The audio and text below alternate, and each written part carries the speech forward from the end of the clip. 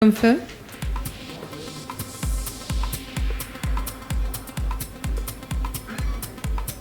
Hello.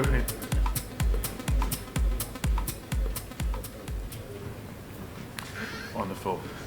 There we go. Wow, it's bright here. So, good morning. Good morning, everybody. Welcome. It's been a pretty busy couple of days. Having fun? High octane? Excellent, excellent. Wonderful. So let's get everybody settled at the back there.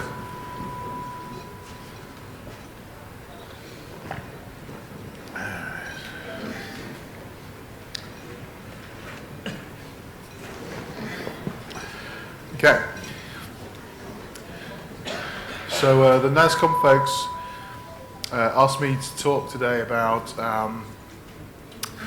the new digital architecture for a borderless, ecosystem-led enterprise.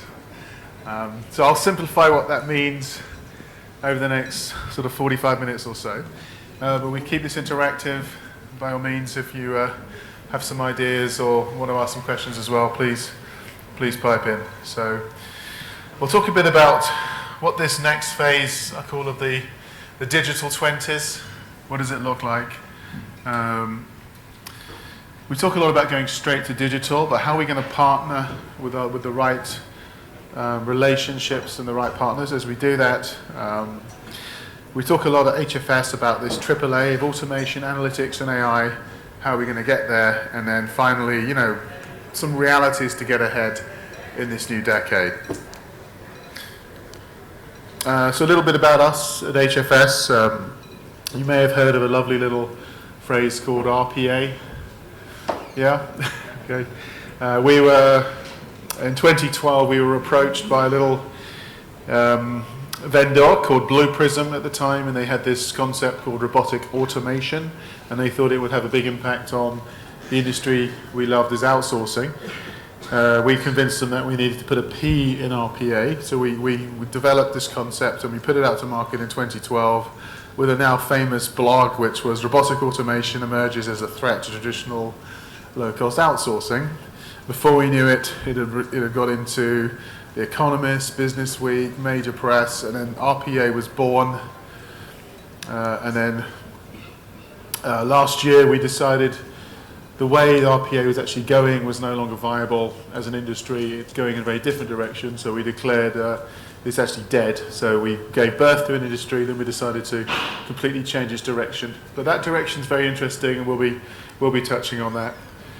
At HFS, we deal in hyperconnected future states. You had Life is Good, Lucky Gold Star. We were Horses for Sources, hyperconnected future state. But we look at artificial intelligence, IA, smart analytics and automation, and how this is enabled by global sourcing and outsourcing, blockchain. We have a big focus on the blockchain practices and in digital business models. And we're a little bit of a digital disruptor ourselves. As you can see, we play with the big boys in the analyst industry, but we're only a fraction of their size. But we actually have an analyst practice the same size as a Gartner, for example, but we only have 6 salespeople because we use the entire web to attract and pull people into our platform. So we're like the Facebook of research, where people can be a member without having to actually pay, but we hope they enjoy it enough that they actually invest in the deeper primary premium research that we do. I won't spend too long. So what does this next phase of the industry look like? I really do think we've come a long way in the last decade in particular, but we have to start to really rethink where we're going.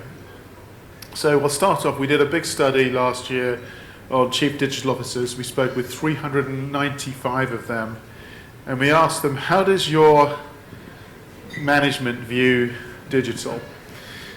Maybe I can have a show of hands as well. So how does your management view digital? Is it investing in new IT? Yeah? No? Maybe? One guy at the back. Is it creating new customer experiences? Okay, a few more hands there. Is it creating new revenue streams? Actually, driving using mobile, interactive tech, etc., actually creating new sources of revenue? Is it aligning, harmonizing business operations? Or do your managers have no vision at all when it comes to digital? Okay, so this was the actual answer.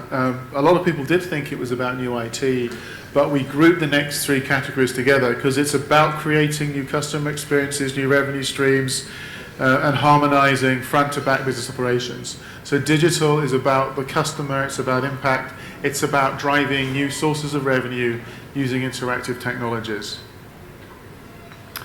And so we asked the same group of 395 digital leaders, has your top two competitors changed in the last couple of years? And 29% have already seen their top two competitors turn over. And as they look out into a couple more years' time, 37% are seeing them turn over again. So this is the speed of disruption that's happening in industry today, is that people's competitors are changing on a sort of biannual basis.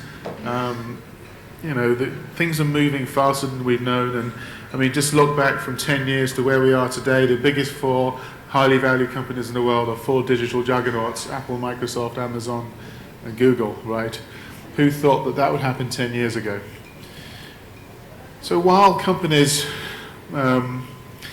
clearly cognizant of disruption and what's happening to them, we also asked them, do you think you're ahead or behind of your competitors when it comes to your digital strategies, and where do you expect to be in the next couple of years? And you can look here, now and in 2 years' time. I've picked a couple of examples: insurance and banking. Everyone thinks they're actually doing just great when it comes to digital transformation. In fact, in insurance, believe it or not, 84% think they're either ahead or well ahead of their competition, and 94% believe they're going to be even further ahead in a couple of years. So despite the fact there's a lot of disruption happening, most enterprises think they've figured it all out, they're doing just great, and they're all going to be fine in the next couple of years. So this takes us to sort of the heart of where we're going with the conversation today. We do an annual study with KPMG on the state of industry, and we asked leaders of operations, and you can see here in the orange is the highest rank, second is the number 2 rank, orange is the 3rd rank here. What are the biggest business pressures and major burning challenges facing your company today? And you can see the number 1 area is this shift towards digital online virtual experiences and the shift away from face-to-face. It's combating the threat of disruptive competitors and hyper-personalizing products. So there's this shift towards this touchless virtual model which enterprises are striving for as they look at success. So could we move with the...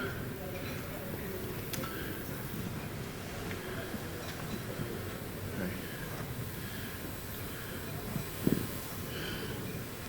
Could we up the volume? Yeah.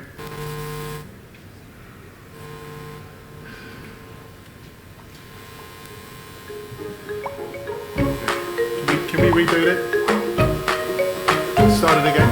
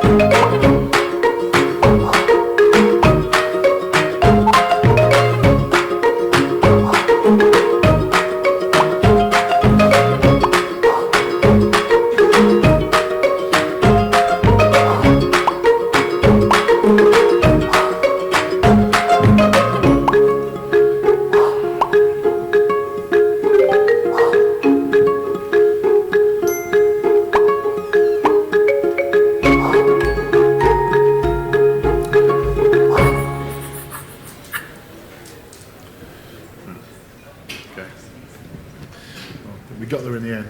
Okay. So who's familiar with this company, Lemonade?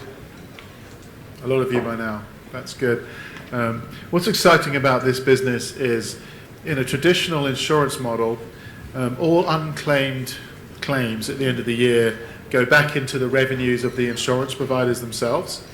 But what Lemonade does is it gives you the option of having any unclaimed claims actually go towards a philanthropic cause of your choice, whether it's cancer research or something in terms of driving environmental health, that sort of thing. And so they're really charging a flat fee and flipping that traditional model on its head, using social causes at its core. They also leverage AI in an incredible way with a team of actuaries to create a model which is purely appified. So you take your home or contents policy out online using your mobile device, as you saw. In fact, when I presented this to the investor Blackstone, one of them took out the policy while the video was playing. But what they're doing here is they're creating a very disruptive platform that is, it's very difficult for the traditional insurers to work with. And as a result, you can see this is where all their customers have come from, Allstate, Liberty Mutual, companies like that. But what they're doing at Lemonade is they're not just making revenue through a traditional fixed fee model, they're also reselling the data and the APIs to traditional insurance carriers now, so they can actually leverage that model as well. So they're making money through the creation of data and platforms and not just a fixed fee.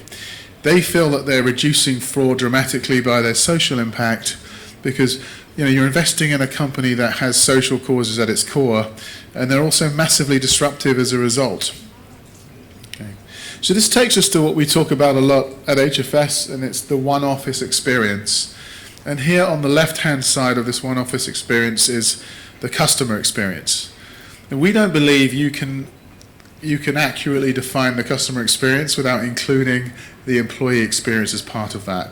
So on the left-hand side here is where you design your processes, where you personalize, you look at the mobile social interaction, where you build out the touchless capabilities, these types of things. And that's supported by the employee experience and what we call the digital underbelly, which is really what I call foundational processing, where data is unified, it's cloudified, it's digitized. This is where things like RPA fit in.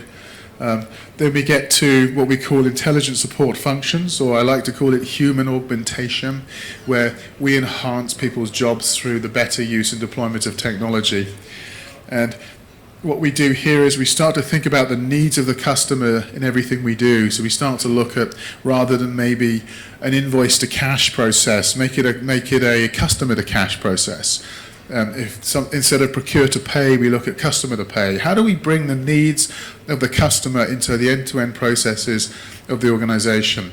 How do we start to break down the barriers between departments of HR, marketing, finance, procurement, etc.?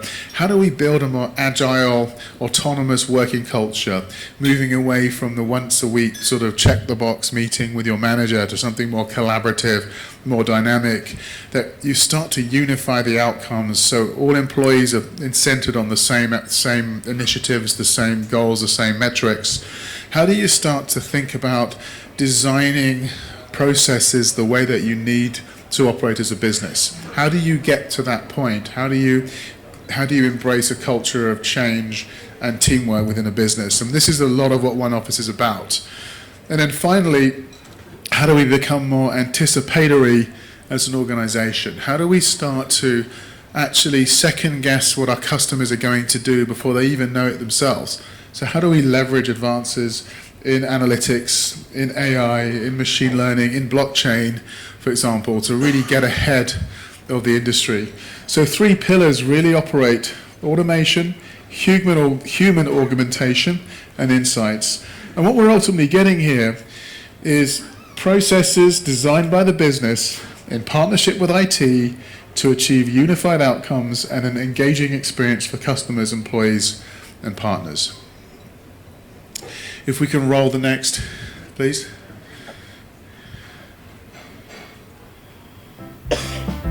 Meet Adam. He's an environmentally conscious person who'd like to reduce his footprint. He could get solar panels, a thermostat from the future, and smart appliances, who has the money for that? What if he could reduce his carbon footprint while making some money at the same time? Introducing Ohm Connect, your home's energy management tool. Ohm Connect is software that turns your home into a virtual power plant. You can actually sell your electricity consumption back to the grid. No solar panels or hardware is required. Here's how it works. First, Ohm Connect notifies you when energy prices are spiking and dirty power plants are turning on. Second, you turn off a light or two. Third, you get paid for your reduction. Ohm Connect also analyzes your home's energy consumption, shows you where your energy comes from, and tracks your energy improvements. Winner of the Department of Energy's American Energy Data Challenge. Join Ohm Connect today at www.ohmconnect.com/signup. Okay. So, anyone heard of these guys? No one. There we go. I thought so. Okay, so what I love about this company is they leverage environmentally friendly energy sources, and you pay on a fixed fee model to access the energy you want. But then when there's a surplus of energy, there's an overage, they have to use dirty energy sources as a result of that. So if you're a customer of this company, Ohm Connect, if you're watching, say, a cricket match on a Sunday or a Saturday afternoon, and you might get a note, an alert from Ohm Connect to say, we'll give you $3 back, I can't translate that into rupee right now, or $5 back if you decide not to watch this match, right? Or you could decide to watch it, and we're going to use some dirty energy to pay for it, right? So you have a choice all the time on whether you want some money back because you're deciding to save energy, or you want to go and carry out your regular daily life, right? It really does drive green behavior because you start to become more conscious about what you're doing just around the house in particular to burn up energy, because it's monitoring your consumption. And this is being adopted by governments. It's currently being piloted in the state of California, and it's very ethics and community driven. And you know, with all the growing concern about sustainability, climate change, it's becoming more and more focused, area focused to use clean energy and be much more conscious of what you're using. But like the lemonade model, this isn't just disrupting an industry, it's also creating a second revenue stream, because imagine the data this company is getting by monitoring people's energy consumption habits, their whereabouts, what they're doing with their energy usage all the time. So they're actually able to start reselling some of that data and also selling some of that on to other companies. So they're building a dual revenue stream by also disrupting an industry at the same time. So thinking about disruption, we went back to our state of industry, and we've asked enterprise leaders, where are they seeing disruption coming from now in their industry? And you can see today it's coming from, guess what, Amazon, Google, Alibaba, etc.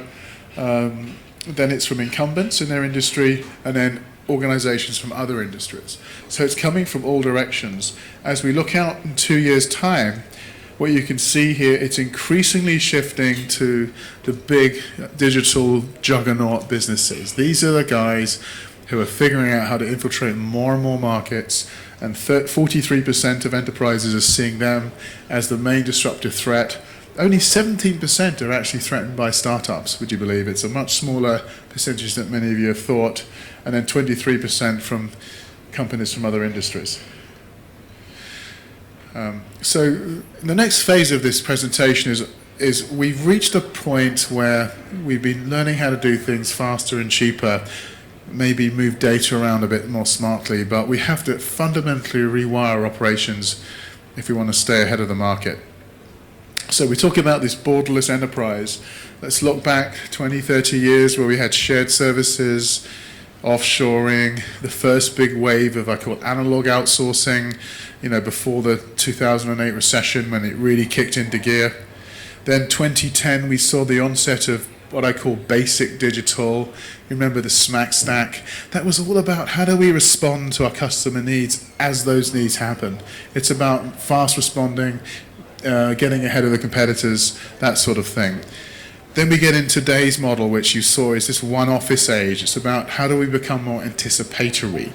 So rather than just responding quickly, how do we start to understand what our customers do before they actually know it themselves? How do we get smarter than our competitors at being an anticipatory organization before we can eventually get to what we call as the hyper-connected enterprise, where we start to look at real autonomous supply chains. We start to understand what I call super intelligent digital workers. So how do we move from dumb robots to intelligent robots, which benefit from machine learning and deep learning and self-remediation and these types of things. And even how do we start to look at the onset of quantum computing and devices like that can change the whole way of doing things. But what's absolutely fundamental is right up until today, it's just pretty much the same processes, the same way. HR does it this way, marketing does it this way, customer service does it this way. We're just doing it a bit faster and a bit cheaper. Hey, RPA was great. We could use it on old stuff to make it work a bit better, move data around faster, get some old systems working together. None of this is actually helping us transform and run businesses differently, run human cycles of processes that drive outcomes that are going to make us more successful. So this is the era where real change has to occur. This is the era of transformation of business. I'll take a quick question now. Yeah. I'm trying to imagine what you just said. Can you hear me? I hear you now, yeah. You talked about fundamentally breaking silos in corporates and Yes. thinking about things differently. Given where we are as organizations, we all love our silos because that gives kind of power within, right? Yes. So how do you see it happening? I mean, is there any thought around is this going to start in the startup world where they do it differently, and then it comes to larger companies, or does it play out differently from that? Yeah, it's a great question. So how do we start to change? How do we start to do things differently? So we started presenting this predominantly to Global 2000 organizations about 3 years ago now. We've tweaked it a bit, but ultimately this was originally a concept. Right? This isn't where companies are today. This is where they ultimately want to go. Right? It's breaking down silos, breaking down barriers, having flatter organizations, understanding the system of record.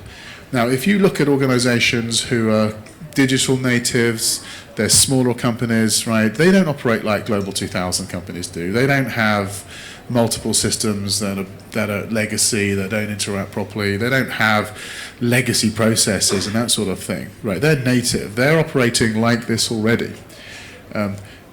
What our Global 2000 friends would like to do is be more like this. How do you become more fluid, more agile, flatter and different, right? And so many of them are now adopting this model and thinking we need to flatten the structures, we need to change, we need to send executives on, for example, business executives on machine learning courses. You need to understand, you don't have to be a coder, you don't have to write in Python or anything like that. You just need to understand how to leverage machine learning and AI and robotics in the job that you do to help you enable processes that are smarter. And I think this era of low-code, no-code is really changing things dramatically from a business standpoint. So for the first time ever, we've seen business executives start to engage in things like process mining, discovery, automation, for examples, to start to figure out how to run their processes better and differently. But a business executive cannot be effective and scale what they're doing if they haven't got the buy-in from IT. So RPA failed disastrously because people would use it on a couple of legacy processes, and then these applications weren't enterprise grade, they weren't ITIL compliant, they weren't security compliant. So how are you going to get IT to scale these things across multiple departments in the cloud? You're not. They're going to do it eventually, but what's happening now is it's a gradual shift where A business process executive needs to understand how technology can enable their process to be more effective. They need to look at process design that cuts across departmental areas, and that's what ultimately is driving a flattening of the structures and a changing of thinking. So when you talk about where a company is on this curve, when we get to big, clunking, large companies, they're nowhere near this. But they see it, and many of them are recognizing it, and they're trying to get there, is the answer I can give you. So I wanted to play one more movie, and then we can get on to some more questions. So let me just flip forward. Can we run the next video?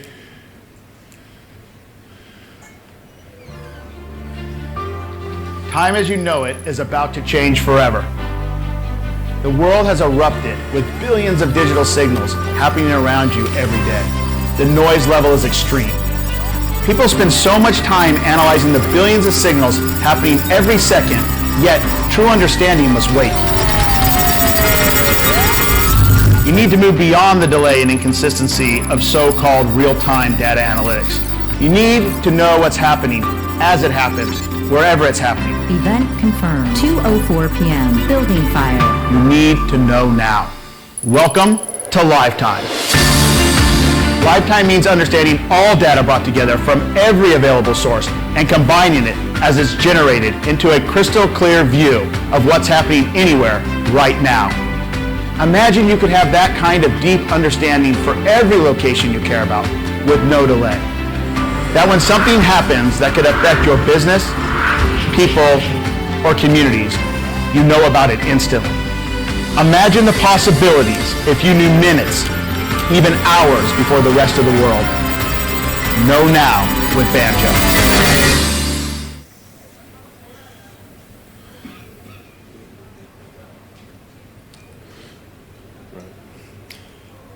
So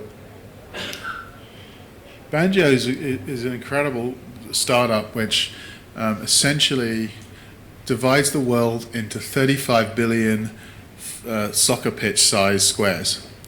And each square is basically a geographic location point for all types of social media mobile feeds across the 12 major social networks in the world, from Twitter to Russia's VKontakte, China's Weibo, etc.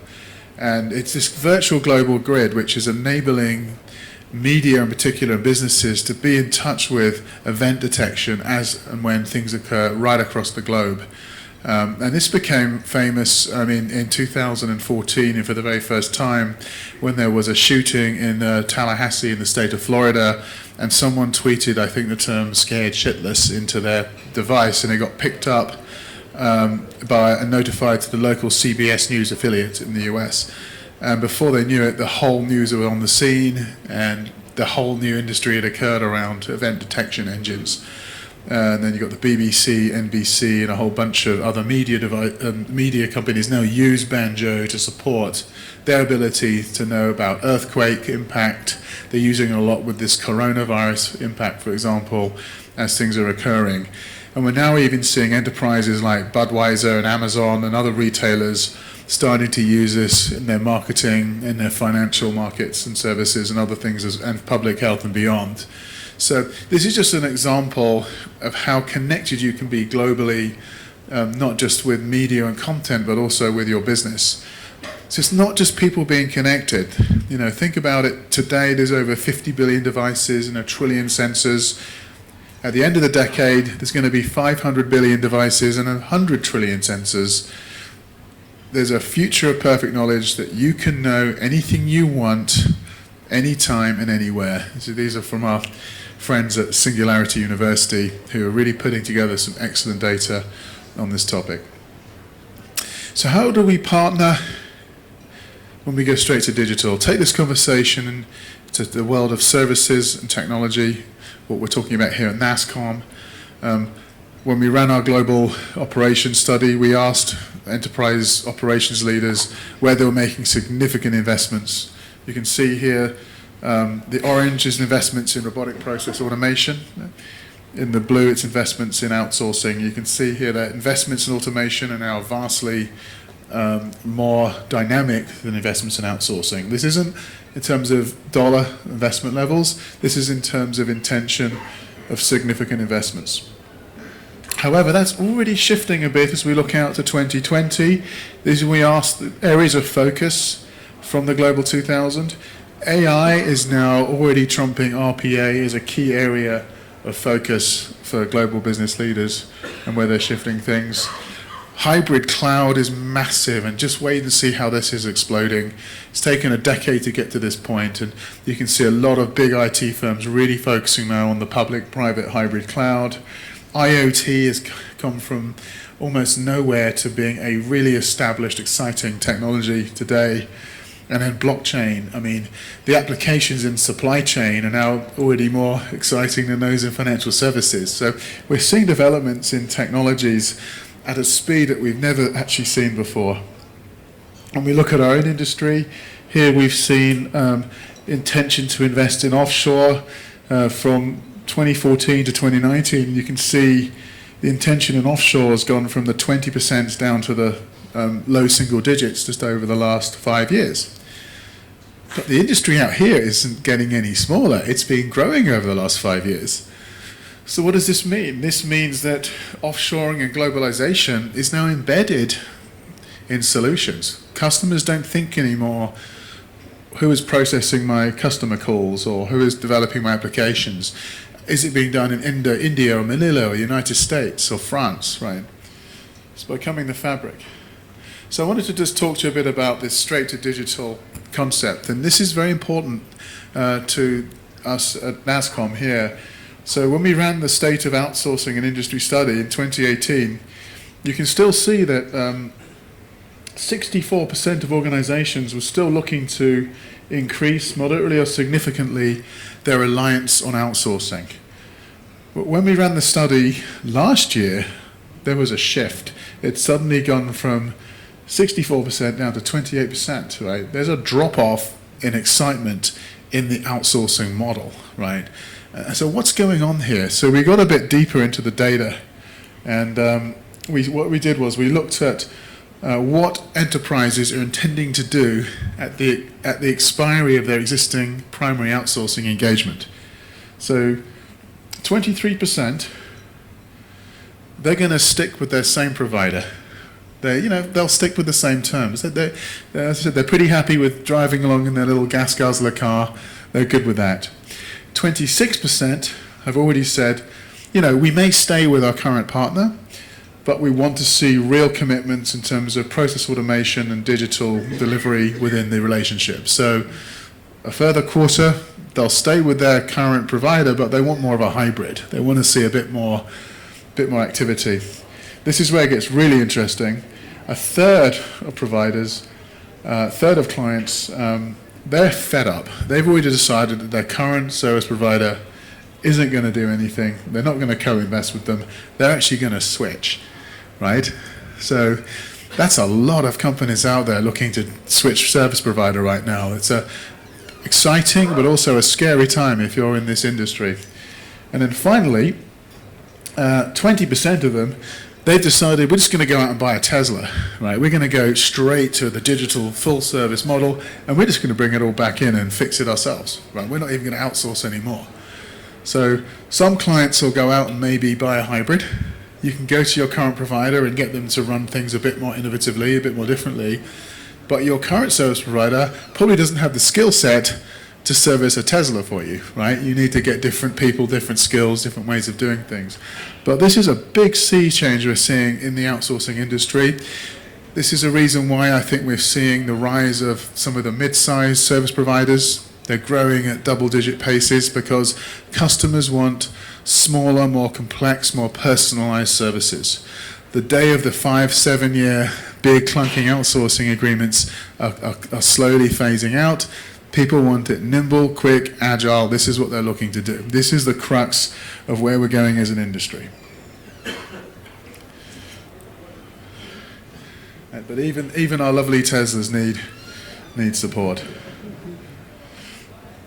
So I just want to finish up with what is being externalized, what is important to the industry in India for outsourcing.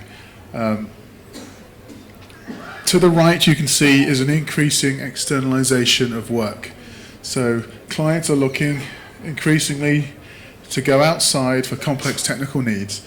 They want adoption in AI and cognitive and machine learning. They need help with that. They need help with personalization of products to their customers, and they need help with process automation and robotics. Where they're doing more in-house is around strategic data governance. And this is aligning front to back offices, creating more of a touchless operating model, and creating real-time data to be more predictive, not reactive. So if you're in the outsourcing industry, you need to help your clients become really good data managers. If you're a CMO, a CIO, a CFO today, you're a data manager. That's what you do. So you want partners to help you be a better data manager. And you need to, that means you need help automating your data, making it more predictive. You need help with your systems integration. You need help with your cognitive and your machine learning, areas where you can't go out and hire people to do that for you. So if you're in the service providers today, the biggest error I'm seeing from all service providers are stop trying to sell to companies the way that you're structured.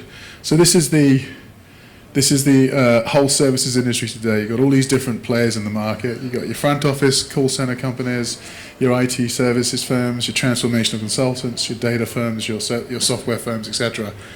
So your customer wants to buy the way they want to buy. And the chances are whatever solution they're looking to buy cuts across a whole mixture of these 6 dynamics. So stop thinking about how you're structured and how you want to sell, and start thinking about how your customers want to buy. They don't want to have different procedures, policies, and rules and pricing for storage, BPO, call center work, analytics, that sort of thing. They want a solution for them. And that's why I think we're seeing some firms ahead than others in this market, because they're building solutions that their clients want to buy to deliver solutions and solve their problems. Okay, so in the interest of time, I'm going to go into the audience to get a few questions in the next 5 minutes or so. So do we have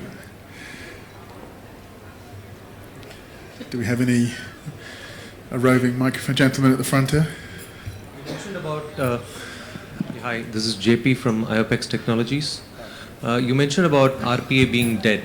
So is there a way in which an open source is going to take over in terms of, because at this point the customer starts thinking, if I'm going to keep buying licenses, let it be UiPath, Blue Prism or Automation Anywhere. Right. At some point 4 years down the line, when they're going to have about 300 odd bots running and having a license to be renewed every year.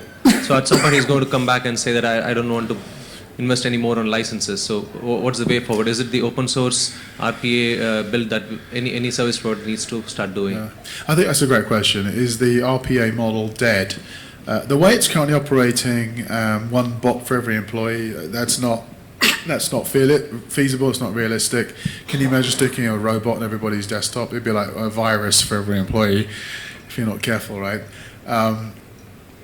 The bottom line is as robotics becomes more commonplace, and it is becoming more commonplace in the company, people figure out how to use that technology to write macros, to loop legacy systems together, screen scrapes, run process loops, etc. You don't want to spend $7,000-8,000 per year per bot unto eternity. It's just getting very expensive and very difficult to run. You may have a great arrangement with UiPath or Blue Prism or one of these businesses, and you've budgeted for it. But on the whole, you get to the point of you don't want to spend millions of dollars on this stuff, especially when Microsoft now have it in their platform, SAP have it in their platform, Appian just bought one in their platform, Pega have one in their platform. We'll soon see Oracle, I'm sure, come up with a solution. So it's becoming a box tick. And absolutely, I think it becomes open source. It becomes part of a broader box of tricks that your companies can operate. And I think right now there's a scramble for survival and getting a platform that's beyond RPA. So if you've got to have RPA plus data ingestion plus AI, ML, that sort of thing to be effective. Does that help? Okay. Yeah. Yep. I'm sure a lot of the current RPA providers like UiPath and Blue Prism are thinking about building this ecosystem, right? Yeah. Because I'm sure they also recognize that they got to move beyond. Yeah. Do you see any leader in this space emerging, or it's still nascent in terms of somebody coming up with an data ingestion till the APIification of services? It's a good question. Is there a leader emerging in this space? I think you've got I call them the big iron software companies are building out platforms that they hope will fulfill all your dreams, like Microsoft Azure. SAP have their own platforms, and Leonardo and these things, and Google is rapidly using TensorFlow to become more competitive in this space, but they're very developer-centric platforms. What I'm finding interesting is platforms that support the business operator. So there's tools like Celonis as a process mining tool is proving very popular. Process discovery tools are starting to emerge, like Cryon is a good example there.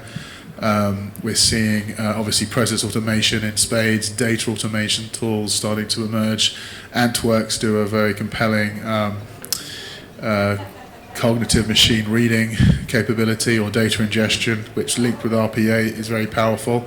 So if you're on the user side right now, you got a box of tricks that you can use a whole bunch of things for. So I don't think anyone is coming up with the all singing and dancing platform. No, I think it's a number of tools that you can use to solve various problems that you may have, and each tool is technically different. Some are fairly similar, but they're working hard to try and build more into the suite. So I think UiPath bought a process mining capability. Automation Anywhere is doing various things as well and investing in mid-market solutions. So they're all trying to be more than just RPA, because if you just stay with an RPA product, eventually you're going to be toast. And then the big question here is, do Salesforce or one of these guys march in and decide to really take over this space as well? So eventually I think one of them will, but right now it's a box of tricks, and it's a fairly fun space to be in if you're an operator. There's a lot of tools at your disposal and a lot of price competitive companies vying for their business. One question. How do you think the adaptability to the intelligent automation, what you call beyond RPA, to the industry is right now? Because I find that industry is still not ready to accept the transformation. It's a good question. How rapid is this shift towards intelligent automation? I would say up to about 18 months ago, we were still having a fairly basic conversation about what is RPA. Most clients we talk to now have pretty much figured out what RPA is, what basic machine learning is, what AI is to them. And I think the conversation is now advancing on, okay, so what works for me? So there's no written rule book for companies to say, we've got to do RPA, then we've got to do this, then we've got to do this.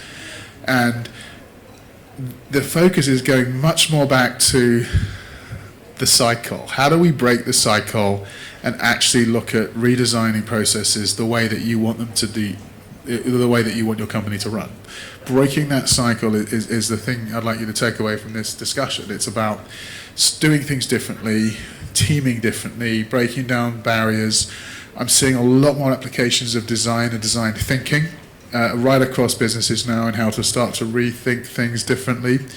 I saw a lovely quote in the Ben Horowitz book. I recommend anyone read that, which is, don't build your dream home on a dump site. Make sure you don't have nasty chemicals in your earth. You have a beautiful soil bed and foundations for your house. Because that's what a company is with its processes. Its processes are sacred. Companies realize that.